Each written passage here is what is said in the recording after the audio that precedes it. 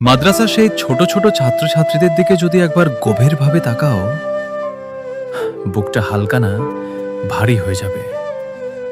ভোরের আজানের আগেই ঘুম ভাঙে তাদের।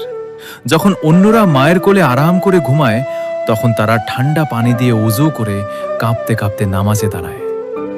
কেউ দেখে না তাদের কষ্ট, কেউ শোনে না তাদের নিঃশব্দ দীর্ঘশ্বাস। একটা ছোট বাচ্চা যার হাতে থাকার কথা খেলনা, সে হাতে তুলে নিয়েছে কিতাব। যার চোখে থাকার কথা স্বপ্নের রঙিন ছবি, তার চোখ লাল হয়ে থাকে রাত জেগে পড়ার কারণে। মাঝে মাঝে মনে হয় ওদেরও তো ইচ্ছে করে একটু মায়ের পাশে বসতে, বাবার সাথে গল্প করতে, একটু আদর পেতে। কিন্তু না, তারা চুপচাপ সব সহ্য করে। অনেকের বাবা মা দূরে, ঈদের দিনেও কেউ কেউ বাড়ি যেতে পারে না। অন্যরা যখন নতুন জামা পরে আনন্দ করে, তখন মাদ্রাসার কোনো এক কোণে বসে কেউ হয়তো চুপচাপ চোখের পানি মুছে। কেউ জিজ্ঞেস করে না তোমার মন কেমন আছে।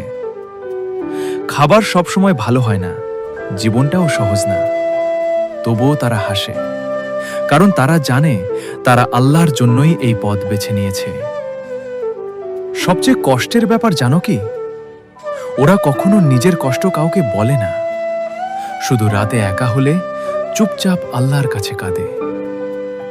এই ছোট ছোট ছাত্রছাত্রীরা, তারা শুধু পড়াশোনা করছে না, তারা নিজের স্বপ্ন, শৈশব আর অনেক না বলা কষ্ট কোরবানি দিচ্ছে। তাদের এই নীরব কষ্টটা যদি একবার অনুভব করতে পারো,